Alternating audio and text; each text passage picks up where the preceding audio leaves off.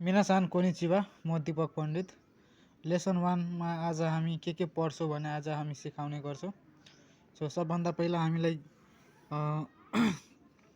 वा भनेको चाहिँ यसको प्रयोग कहाँ र कसरी गरिन्छ भने तल म निम्न अनुसारमा लेखेछु। सो लेख्दा हा छ तर पढ्दा वा, जस्तै कि वातासिवा गाको सै देश। मो यसलाई मो भन्छौँ, हामी हिरागानामा सिकेकै हुन्छौँ। मो यसलाई भन्छौँ, मो भनेको पनि हुन्छ, ठिक छ। वातासिवा मेड इजी मो गाकु सै देश भनेको म पनि मेड इजीको विद्यार्थी हो। सो अब हामी इक्जाम्पलतिर जाउँ है। जस्तै कि हामी एक दुईवटा इक्जाम्पल मात्रै हेराउँछु, त्यसपछि उच्चारणतिर, ठिक छ।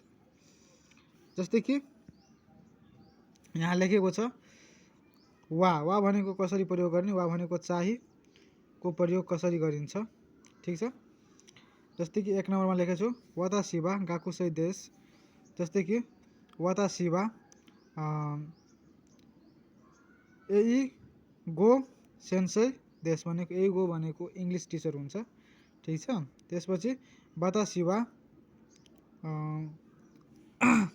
वातासिवा एसिया देश भनेको एसिया भनेको डाक्टर हुन्छ। त्यसपछि हामी 2 फर इक्जाम्पल नो भनेको मो हुन्छ, सरी नो भनेको को हुन्छ। यसको प्रयोग हामी कसरी गर्ने हेर्नु। वातासिवा मेड इजी नो गाकु से देश भनेको म पनि चाहिँ मेड इजीको विद्यार्थी हो।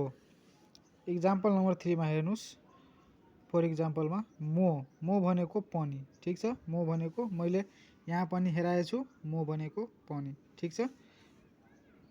र यहाँ पनि छ मो भनेको पनि। सो 1 नम्बरमा के दिएको छ भने वातासी नो तोमोदाची मो सेन्सै देश, मेरो साथी पनि, म र मेरो साथी पनि शिक्षक हो। 1-2वटा इक्जाम्पल हामी मात्रै दिन्छौँ, नत्र भिडियो धेरै लङ हुन्छ। सो त्यही भएर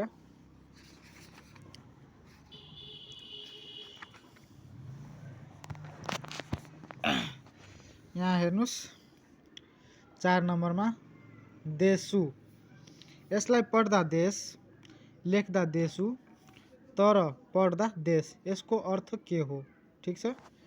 फर इक्जाम्पल वातासिवा एसिया देश भनेको म चाहिँ डाक्टर हो, ठिक छ।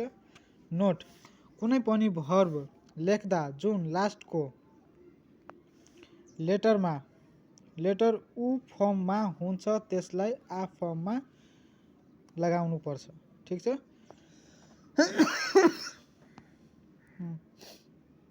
इक्जाम्पल देश, यसमा मास, जस्तै कि ताबे मास, यो भयो हाम्रो ताबे मास। ताबे मास भनेको खानेकुरा हुन्छ।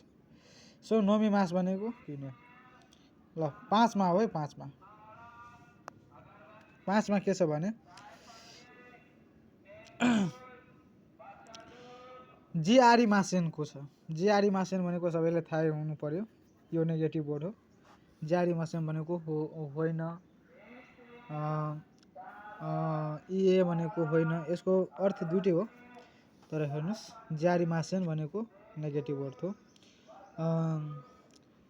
दे मास आरी मासेन प्लेटफर्म छ, ठिक छ।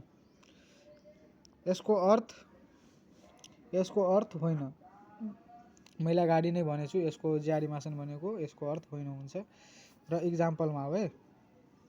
इक्जाम्पलमा के छ भने वातासिवा सेन्से जिआरी मासेन, म चाहेको शिक्षक होइन, म चाहिँ टिचर होइन या शिक्षक होइन। नम्बर 6 मा हो। नम्बर 6 मा के दिएको छ भने जिन। अब जिन भनेको के हो? सो जिन भनेको यहाँ हामी नागरिक, जुन मान्छेको पछाडि राख्ने गर्छौँ, कुनै देशको नागरिक जिन। र सान भनेको जी हुन्छ। जिन र सानमा त्यो के भन्छ कन्फ्युज नभइदिनु होला। जिन भनेको नागरिक कुनै देशको पछाडि चाहिँ लगाउने हो। यो सधैँ देशको नामको पछाडि प्रयोग हुन्छ। फर इक्जाम्पल नेपाली जिन भनेको नेपारुजिन भनेको के हुन्छ? नेपाली नागरिक। त्यसपछि इन्डो जिन भनेको इन्डियाको भन्छ इन्डियन नागरिकलाई इन्डो भन्छ। इन्डो जिन भनेको इन्डियन नागरिक। ठिक छ। सातमा के भन्छ? सान भनेको जी मैले अगाडि नै भनिदिएको छु। सान र जीमा कन्फ्युज नभइदिनु होला। सो सान भनेको जी हुन्छ। यसको युज 90% मान्छेको नामको पछाडि प्रयोग हुन्छ। जस्तै कि यसमा लेखेको छ रामजी। ठिक छ। मीरा, श्याम, हिरा, गीता जति छ सबै त्यसको पछाडिमा सान लगाएपछि जी हुन्छ। सो आज हाम्रो एक लेसन यही समाप्त हुन्छ र भिडियो मन परेमा लाइक, सेयर र सब्सक्राइब गरिदिनु होला र कस्तो लाग्यो भिडियो कमेन्टमा पक्कै भनिदिनु होला।